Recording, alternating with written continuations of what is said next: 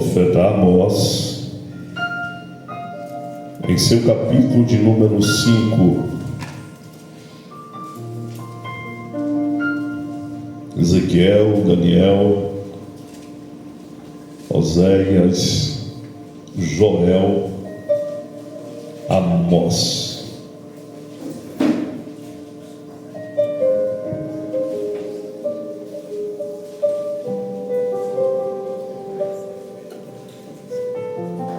Capítulo de número 5.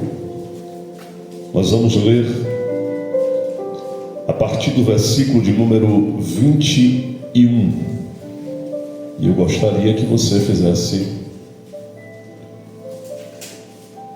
todo o esforço para compreender a gravidade do que esse texto nos fala. É um texto muito forte, todavia muito oportuno para os nossos dias.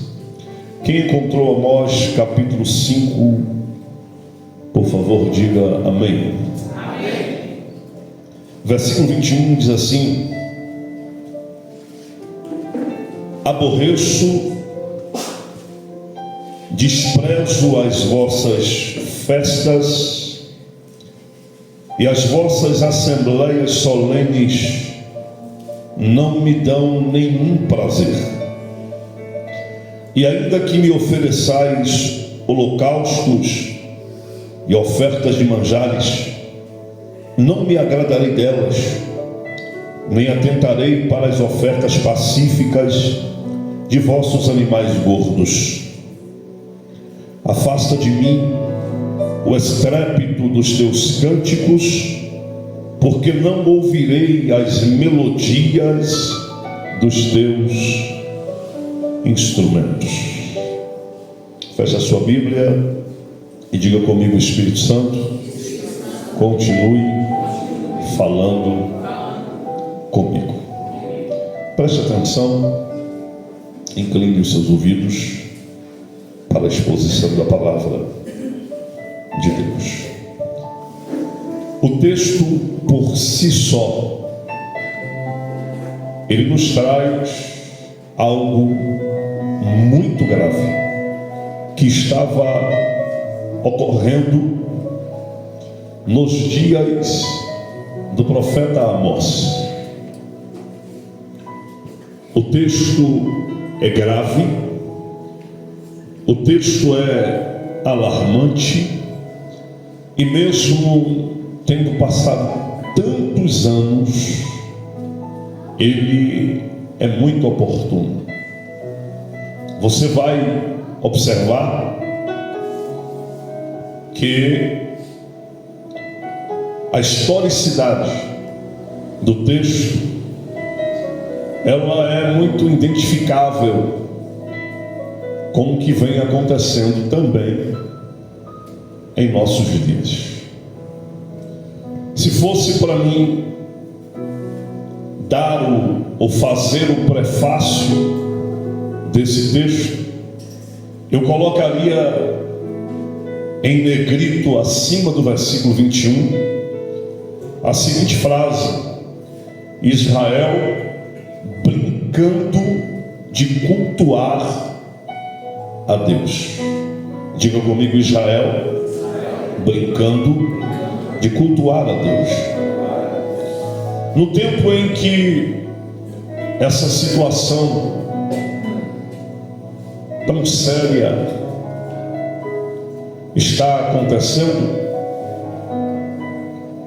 Deus precisa de um homem para abrir os olhos espirituais de Israel e confrontar os seus pecados e as suas ações cometidas diante de Deus.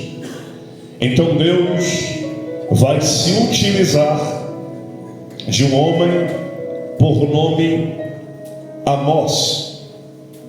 O nome Amós significa carga ou aquele que suporta o jugo. É um nome apropriado para alguém que foi repentinamente arrancado de suas humildes raízes no campo e recebe a incumbência ou a carga de ser um profeta de Deus. E é interessante que o seu nome vai fazer jus à realidade do que está acontecendo em seus dias. Diante das verdades que ele é apresentada e que ele visualiza a olho nu, não vai ser fácil para Amós exercer o seu ministério profético. De fato, ele vai ter que suportar o jugo, ele vai ter que suportar essa carga de ver uma nação que foi chamada para ser o diferencial dentre as demais, e vai ver que essa nação ela sai da linha dos trilhos da vontade de Deus e começa a andar por um caminho sinuoso e muito perigoso, diga-se de passagem. Acredita-se que o Amós ele tenha exercido o seu ministério profético entre os anos 765 e 775 durante o reinado de Jeroboão II. E Amós, quem era Amós? Amós era nativo de uma pequena cidade chamada Tecoa, que era uma cidade de Judá, que ficava a cerca de 16 quilômetros de Jerusalém. E Amós nunca estudou em uma escola de profetas. O que a Bíblia nos fala a respeito de sua resumida biografia é que ele era colhedor de sicômoro selvagem e boiadeiro. Ele não passou pela faculdade teológica, ministerial dos profetas. E mesmo sendo um homem rurícola, um homem do campo, Deus resolve levantá-lo para ser o seu porta-voz nos dias de tanto declínio e decadência espiritual de Judá. Isso nos faz entender que Deus caminha por caminhos que os homens não conseguem palmilhá-los. Deus ele vai na contramão humana. O certo, na ótica humana, era que Deus levantasse alguém que tivesse passado pela faculdade ou pela escola dos profetas. Mas Deus resolve se utilizar de um homem do campo. E para isso, ele levanta o profeta Amós. Quando nós lemos o livro de Amós, nós vamos observar que o livro de Amós é basicamente uma mensagem apenas. E a mensagem transmitida por Amós é uma mensagem de julgamento sobre as nações. Ele recebe visões de julgamento contra todo Israel. E ele vai denunciar de forma severa a política, a injustiça social de seus dias, o mau mover, a idolatria, a decadência moral e religiosa, social. E ele vai bater na tecla contra a adoração que Israel prestava a Deus, todavia uma adoração sem conversão. Era um Israel que não era convertida, o seu coração não estava inteiramente voltado para Deus, todavia eles continuavam, entre aspas, adorando, fazendo culto, obedecendo os rituais e etc. e etc. Então, tomado pelo Espírito de Deus, Amós vai declarar, vai vacinar o derramamento da justiça de Deus sobre todo Israel, caso eles não se arrependessem e não se voltassem para Deus. Dentre todas essas verdades que o profeta Amós vai denunciar, acredito que a mais alarmante, a mais grave, é exatamente o que a nação de Israel está fazendo com o culto a Jeová. É exatamente a forma com a qual Israel está lidando com o sagrado, com a liturgia de um culto que não era a um Deus qualquer, mas um Deus santo, justo, cujos atributos são plenos e perfeitos. Amós tem em mente o que Abacuque dissera acerca do Deus de Israel. Abacuque disse que Deus é tão puro de olhos que não pode contemplar o mal. Abacuque tem em mente a visão que Isaías tivera no ano 740 a.C., quando ele vê a glória de Deus, contempla a grandeza de Jeová e vê os seres mais santos na hierarquia angelical, diante da manifestação da glória, cantarem um dos maiores atributos de Deus, a saber, a sua santidade.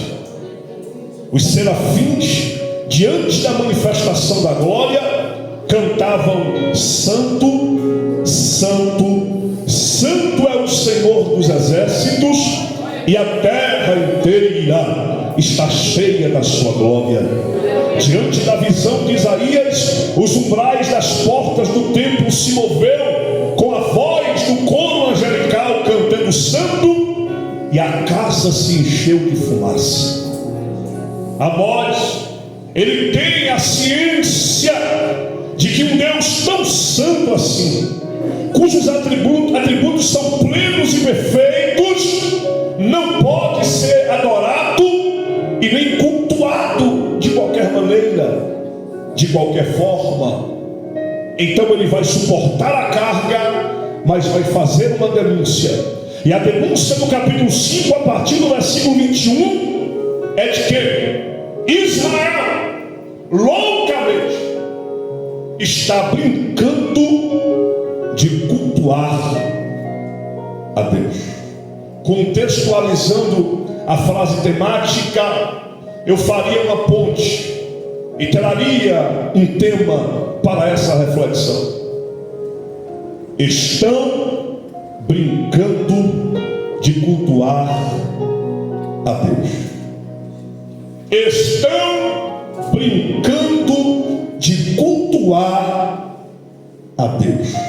Isso acontecendo repetida e sequentemente nos nossos dias, em nossas igrejas, no arraial que se diz cristão, diante de quase 45 mil distintas denominações no país.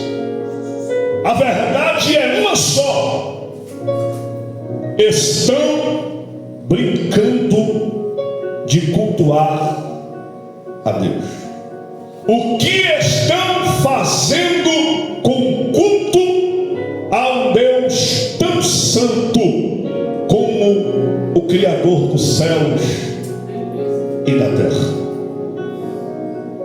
É bem verdade que nós não vamos generalizar 100%, mas o evangelicalismo tupiniquim brasileiro, no tocante ao culto ao Deus Santo, está muito longe de ser um culto bíblico, cristocêntrico e agradável a Deus.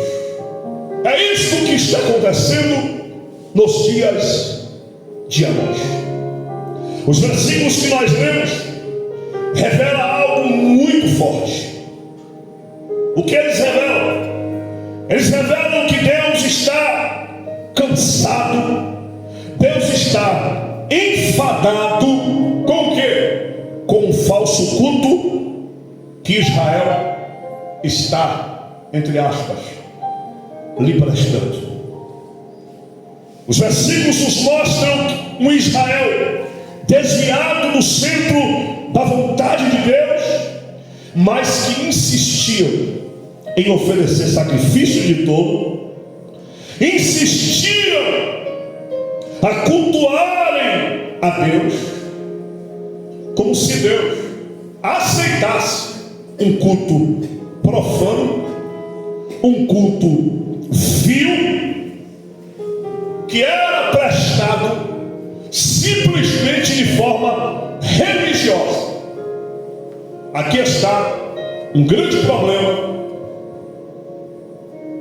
nos nossos dias, onde a maioria dos cultos que, entre aspas, estão sendo oferecidos a Deus, não passam de uma liturgia, de uma organização mecânica e religiosa, quando na verdade a Bíblia é bem categórica em nos ensinar a respeito do culto, seja ele individual ou congregacional, como estamos fazendo aqui. E a base do culto, tanto individual como congregacional, eles devem estar pautados primeiramente em Romanos 11:36, onde Paulo disse: porque dele, por ele e para ele são todas as coisas. O culto deve estar pautado naquilo que Jesus falou para a mulher samaritana à beira do poço de Jacó, em João capítulo 4, onde ele disse: não é nem no monte e nem tampouco em Jerusalém, mas se deve adorar ao Pai em espírito e em verdade, porque o Pai está à procura dos que assim o adoram. O culto deve estar pautado, pelo menos nesses dois versículos, sabendo que existem muitas outras passagens que nos falam a respeito de como o culto nosso ao Deus Todo-Poderoso deve ser prestado, deve ser oferecido.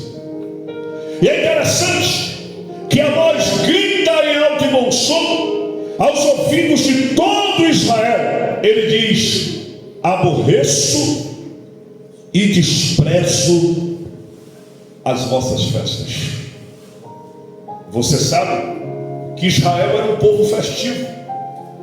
Existia pelo menos 3 grandes festas que aconteciam em Israel, anualmente falando, e milhares de pessoas se deslocavam de seus lugares, de suas residências, de suas regiões, para irem ao centro da adoração, a saber, Jerusalém.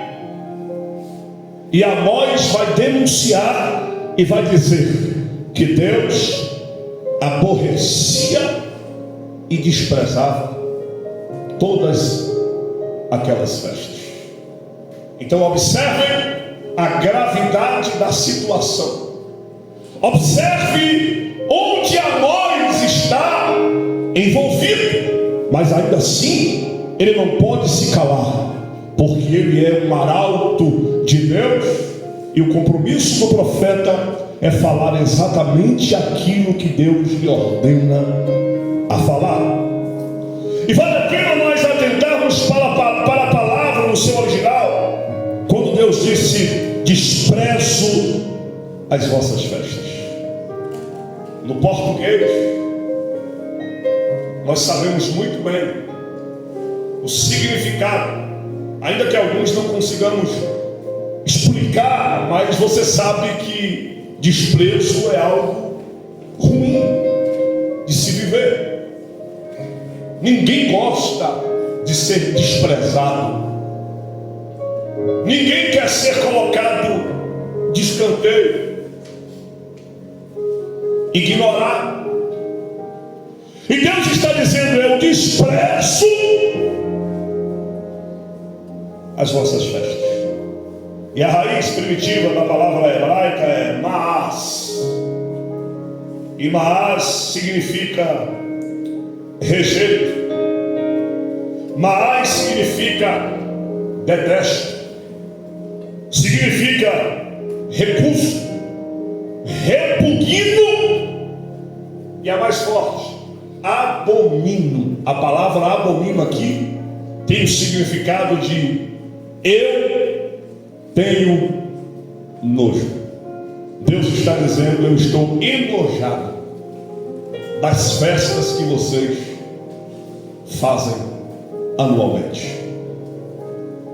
A situação da espiritualidade de Israel, ela é tão caótica, é tão deplorável, que Deus está dizendo: vocês vão para o templo me oferecer culto, participarem das festas, mas eu tenho nojo do que vocês estão fazendo.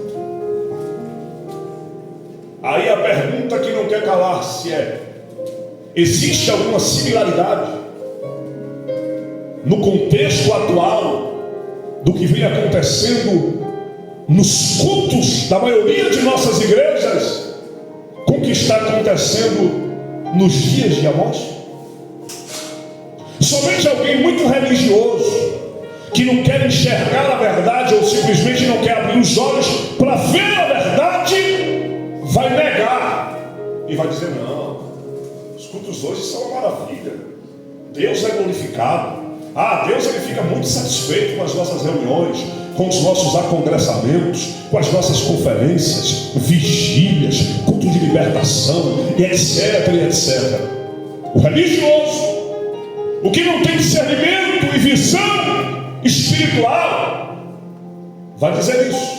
Todavia, basta uma pessoa ser inteligente, curiosa, alguém que, como diz o ditado, que escrafuncha as coisas, que olha as coisas sem ter uma tapa nos olhos, e essa pessoa vai perceber que a maioria dos encontros, a maioria das conferências, das vigílias, das cruzadas, dos acongressamentos, etc, etc, não são realizados para a glória de Deus.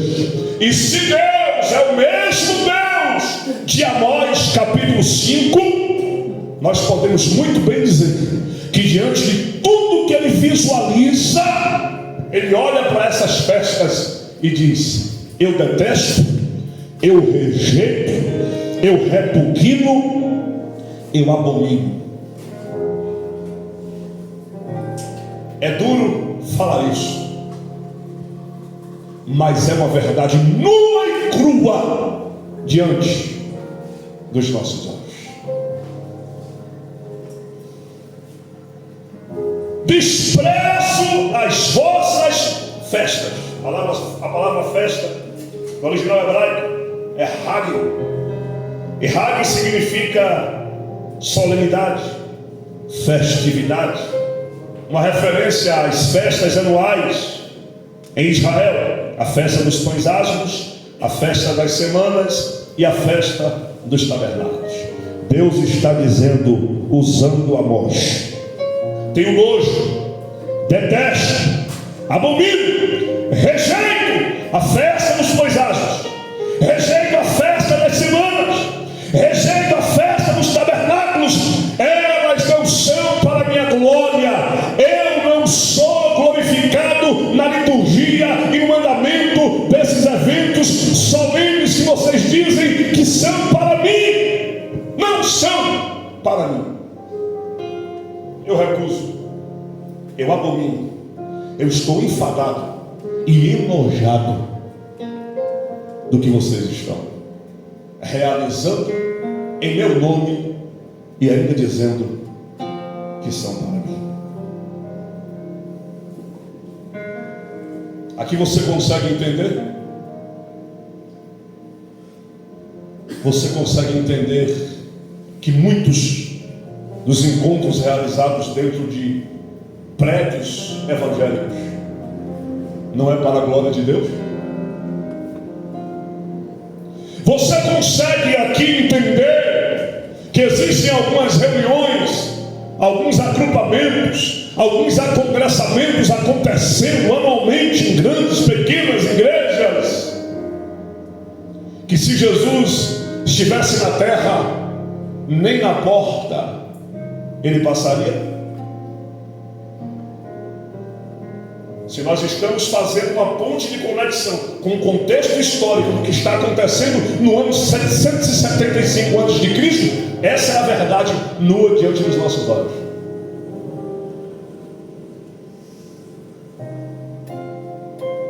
Conversávamos no carro, vindo para cá, eu e Pierre, e comentávamos o que ouvi o pastor dizer há muitos dias atrás. Ele disse que se Jesus viesse à terra hoje, provavelmente ele não participaria de nenhum culto realizado nas nossas igrejas. Isso é triste, é lamuriante, mas é uma grande verdade.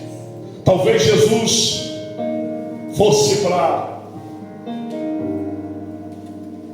as grandes periferias, para as favelas. Talvez ele desse um pulo na Cracolândia, desse uma passadinha em alguns prostíbulos, e talvez ele encontraria mais temor e sinceridade do que dentro da maioria de nossas igrejas. É duro nós ouvimos isso, mas é uma grande verdade. Você sabia que um fariseu, um hipócrita, um religioso, é bem mais difícil de se converter do que alguém que está vivendo uma vida negra e pregressa? O religioso, ele é muito convencido, irmão. Não existe gente mais convencida do que alguém religioso. E pior, difícil de ser liberto. Difícil de ser liberto. Quando Jesus disse: conhecereis a verdade vos libertará, ele estava falando para os seus próprios discípulos e para mais alguma galera que estava ali, religiosos ao extremo. Ele disse: conhecereis a verdade e a verdade vos libertará. Se pois o Filho vos libertar, verdadeiramente vocês serão livres.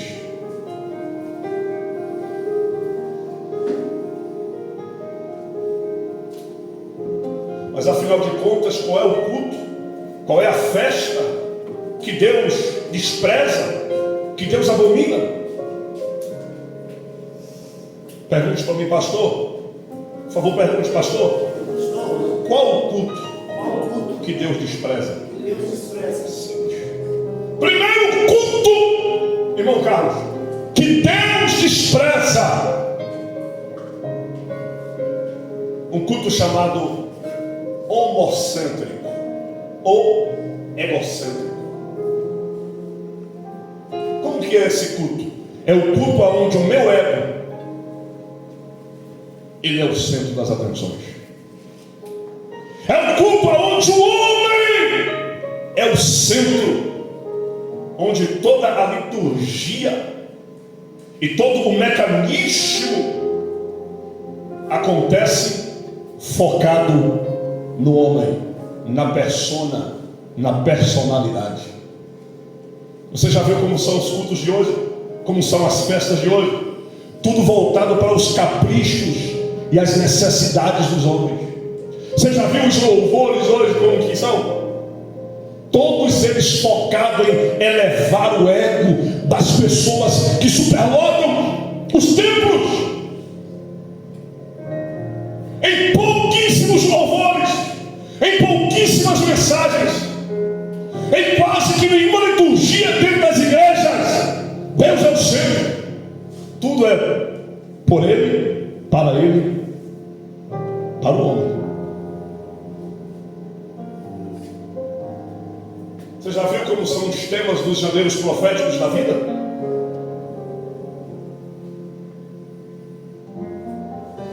Você já viu como são os temas dos congressos? Você vai dar a volta por cima. Se o mar não se abrir, você passa por riba.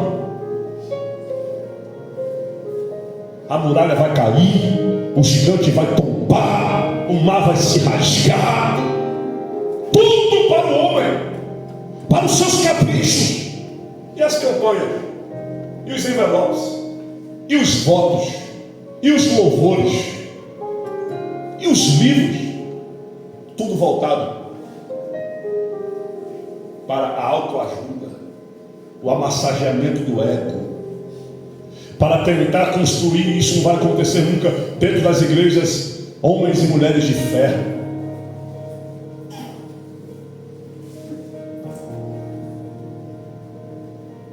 Sabe como é que são os cultos hoje? Você já percebeu como são os louvores? Principalmente no meio pentecostal. As igrejas não querem aquele cantor, aquele ministro de louvor que vem à frente e canta exaltando o nome do Senhor e levando a igreja a adorá-lo. Não. Os louvores hoje ele tem que trazer arrepios. As pessoas têm que pular, elas têm que gritar. Na linguagem pentecostal, tem que virar tudo. Que linguagem mais horrível. Ah, foi um reteté. Quebrou tudo. Virou tudo. Samuel Eleutério, né? Ele quebra. E os crentes sem discernimento de Deus, sem conhecimento de Bíblia, acham quebra. E fazem dancinha e dramatização, coisa horrível. Horrível! Por quê? Porque o culto, em toda a sua liturgia, visa a glorificação, o bem-estar, o ego dos homens. Isso não é culto que glorifica a Deus.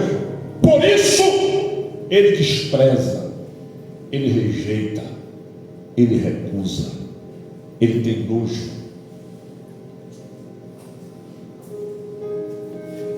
Segundo culto que Deus despreza, que Deus rejeita,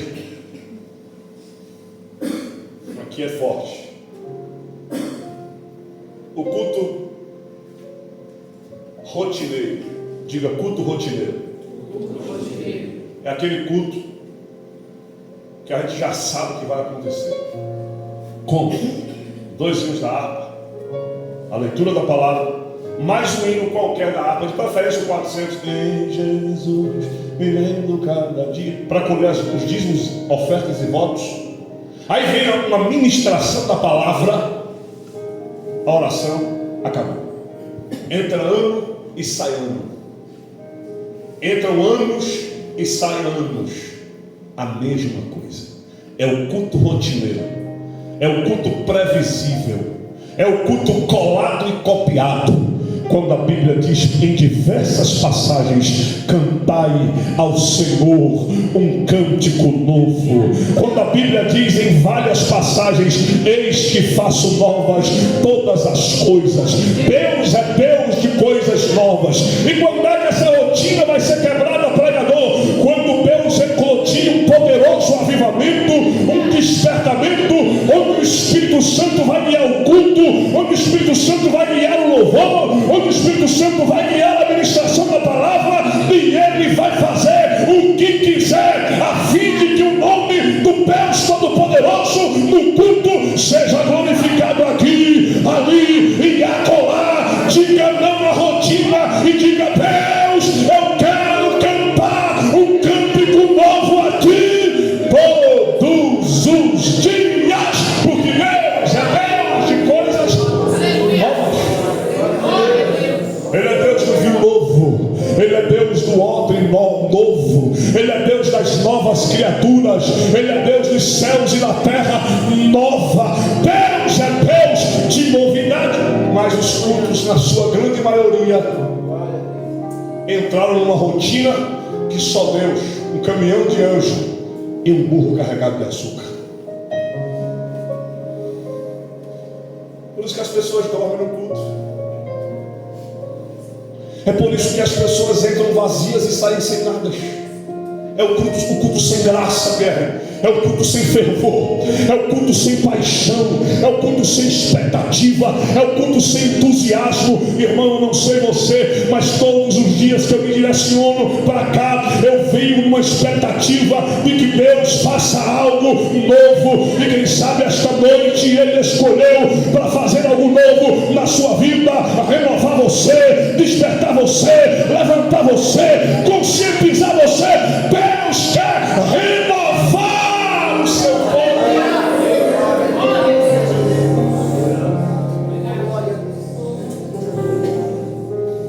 Rotina é o culto que a gente já sabe o que vai acontecer. Se brincar, calma. Tem congregação por aí, tem igreja por aí, que até as muriçocas ou pernilongos já tem a hora certa de sair dos seus respectivos lugares, porque até os insetos já se acostumaram com a rotina das reuniões. Diga comigo, misericórdia. Misericórdia. Diga, Deus merece muito mais do que isso. Aleluia. Glória a Deus.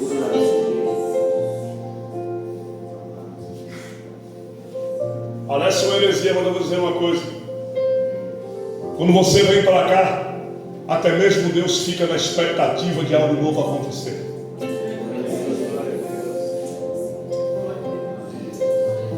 Deus está convidando a igreja para orar diferente, glorificar diferente, louvar diferente, obreiros para pregarem diferente. Chega dessas mensagens copiadas e coladas, chega dessas mensagens do Google, chega dessas mensagens fabricadas na internet e trazidas para os nossos púlpitos. Por isso a igreja está morta, por isso a igreja está paralisada, porque não tem algo novo. Mas quando o Espírito se manifesta, a mensagem é nova, o louvor é novo, a adoração é nova. Levante a mão, você que veio nesta noite oferecer algo novo para Deus.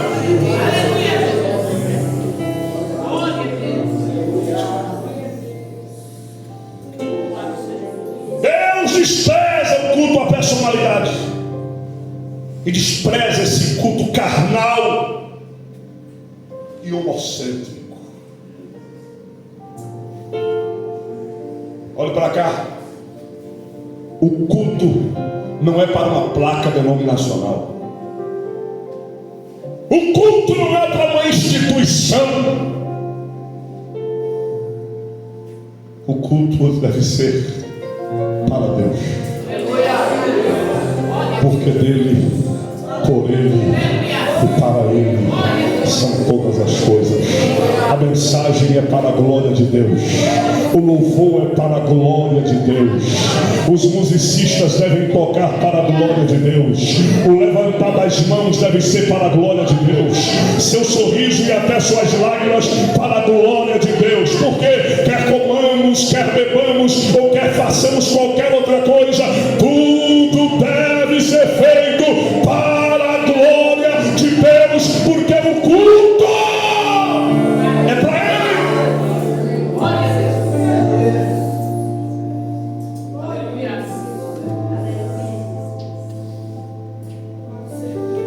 Aborreço, desprezo as vossas festas, e as vossas assembleias solenes não me dão nenhum prazer. Sabe o que eu entendo aqui? É uma exegese simples do texto, simples. Não precisa você ser propedêutico, é só olhar e interpretar de forma simples. Quando Deus está dizendo que as festas, os cultos de Israel não lhe dão prazer, é simples, Renato. Deus está dizendo: eu quero ter prazer quando vocês se reunirem para cultuar a mim. Eu quero sentir gozo, eu quero ficar pleno, Eu quero ficar satisfeito. Não que eu precise, porque ainda que os anjos não me adorassem, eu continuaria sendo Deus. Mas quando vocês se reunirem para me adorar, eu quero sentir gozo, eu quero ficar pleno, eu quero ficar satisfeito, mesmo sabendo que vocês são pecadores, são falhos, são frágeis, são limitados. Quando vocês se reunirem para me adorar, eu quero que esse culto de vocês me dê prazer. É simples.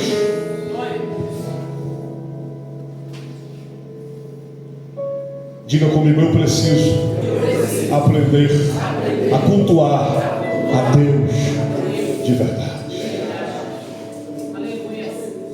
Você sabia que existe uma passagem no livro do profeta Jeremias que Deus, olhou para o templo e disse assim: e já era para vocês terem fechado as portas desse templo. O culto que vocês estão realizando aí dentro, eu não tenho prazer nenhum neles. Eles são realizados, mas não são para mim. Oxalá que alguém trancasse as portas desse templo e não houvesse mais culto aí. Isso é muito sério. Isso é muito sério. Se você dar um Google aí, você vai encontrar um versículo que eu não tenho em mente aqui agora. Mas Deus, Tati, desejou que fechassem a porta da igreja, porque o culto que estava acontecendo na igreja não era para a glória dele. Aí eu me pergunto, e você há de concordar comigo, porque você é inteligente. Tem culto por aí, tem festa por aí, que era melhor que não tivesse. As pessoas pecariam menos. Deixa eu te falar uma coisa, irmãos, nós temos que ter prazer em cultuar a Deus. Em breve eu vou pregar uma mensagem aqui sobre o tema: congregar é bom quando congregar te faz bem. Se você vai para a igreja, mas você não se torna melhor, um ser mais humano, mais sociológico, mais espiritual, mais fraterno, mais amável, se a reunião que você frequenta não te faz ser uma pessoa melhor, fique em casa. Talvez em casa você aprenda mais. Eu disse aqui, vou repetir, o mundo precisa ouvir isso. Tem pessoas que eram pessoas bem melhores antes de abraçarem uma religião, em especial a religião cristã. Tem gente que ficou pior, ficou desumana, virou mentirosa, traiçoeira, invejosa, fria e calculista. Elas não eram assim. Ou seja, elas se converteram para pior. Porque daqui a gente olha, parece que todo mundo aqui tem uma auréola na cabeça, é anjo. Mesmo lembrando que essa mensagem vai além desse grupo. Eu sei o que eu estou falando. Mas Deus desejou, Cléia, nos dias do profeta Jeremias, que trancassem as portas da igreja. Oxalá que não tivesse nenhuma reunião mais aí dentro. Isso é sério ou não é? Você já viu aquele culto cansativo? Ei, você vai se identificar. Vamos ouvir a irmã Chiquinha. A irmã Chiquinha balança o dedo. Vou não, pastor. Aí, pastor, coça o restante do cabelo que aqui ainda tem. Irmão João, vem aqui cantar um corinho. O João faz assim. Aí vai tirando para todos os lados. E Deus do céu dizendo assim: misericórdia. Quem que é isso? Eu já participei de vários e sei que mundo afora é o que mais acontece. Culto sem ordem, culto sem decência, culto sem organização. E lá dentro eles estão dizendo: é para Deus. Glória a Deus, aleluia. E Deus está dizendo: misericórdia, estou fora de um negócio desse, de uma bagunça dessa. Quem vai aí é outro.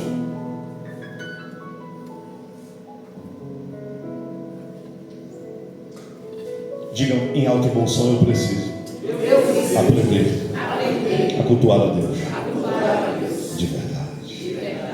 Irmãos, tem dias aqui, vocês são prova disso.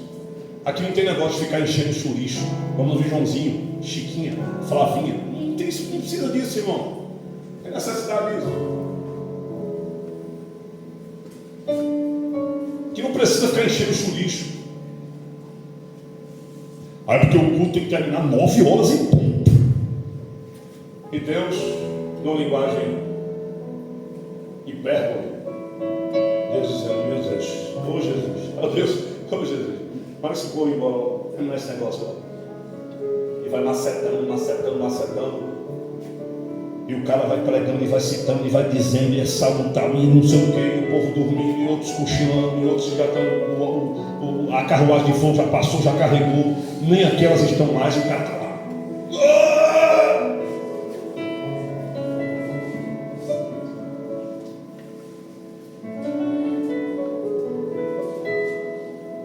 Aí eu lhe pergunto: nós que somos seres falíveis, limitados em nossa inteligência, olha para uma bagunça dessa e diz: sangue, fogo, fumaça e vapor.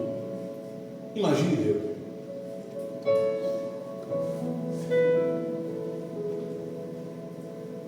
Diga assim: pior.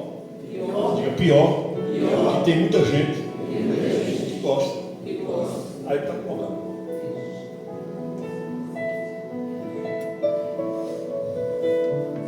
O que estão fazendo com o culto?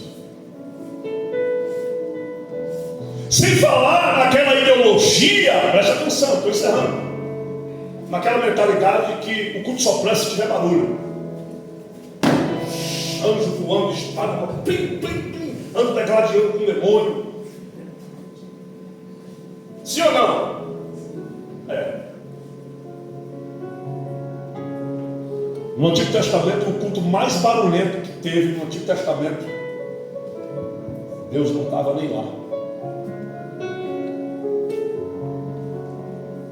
2 exemplos. O culto no Monte Carmelo. Os profetas de Baal e os profetas de Azerá fizeram o culto, começaram às 6 horas da manhã, terminaram quase 1 hora da tarde, pulando, gritando, se cortando com faca, sangue pingando no altar. E Deus? Longe. E o que falar do culto que Moisés subiu para receber as tábuas da lei? O povo fica como Arão, aperta Arão, levando-o ao canto da parede. Arão pega um buril, manda o povo tirar todas as joias de ouro, fabrica um bezerro, e o povo, glória, aleluia, fogo, mistério no sopé do monte, adorando ao bezerro de ouro. Deus estava lá. Deus ficou tão irado que Moisés quebrou as tábuas de forma irada e violenta. Tinha gritaria, tinha barulho, tinha manto e remanto, reteté e fogo, e Deus longe. Aí eu lhe pergunto: percebe que há uma semelhança no contexto dos nossos dias, em muitos cultos e reuniões?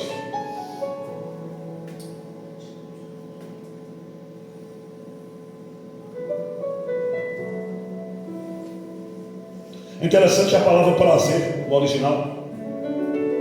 Deus estava dizendo: eu não tenho prazer no culto que vocês estão praticando. Mas no original, vale a pena a gente entender. Entenda isso.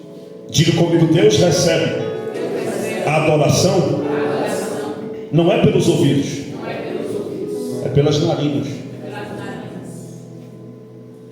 A palavra prazer significa cheirar.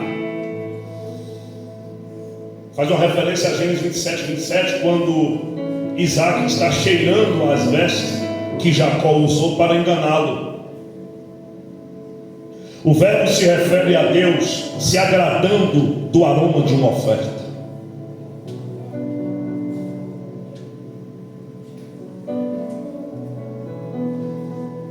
Deus recebe a oração pelas narinas e não pelos ouvidos. Aí o Senhor diz no versículo 23, encerrando: afasta de mim o estrépito dos teus cânticos, porque eu não quero ouvir e não vou ouvir as melodias dos teus instrumentos. Isso é sério. Isso é sério. Diga comigo verdadeiramente: Israel estava brincando de cultuar a Deus. Aí Deus diz assim: afasta de mim. Eu não quero o culto de vocês. Eu não quero a liturgia. Eu não quero a música que vocês cantam. Eu não quero o som dos instrumentos que vocês dedicam. Eu não quero. Afasta de mim. A palavra afastar no original é su. Su quer dizer evita. É melhor evitar. O significado é: tira da minha presença, coloca isso de lado, remove isso. Irmão, esse texto é muito forte. Eu acredito que a partir dessa noite você nunca vai esquecer desse texto. A mensagem, muitas coisas você não vai nem lembrar, até porque já tem acho que mais de 40 minutos que eu estou falando. A psicologia diz que até 35 é aceitável. Eu estou ferindo a psicologia, estou me rebelando contra, mas estou caminhando para o fim.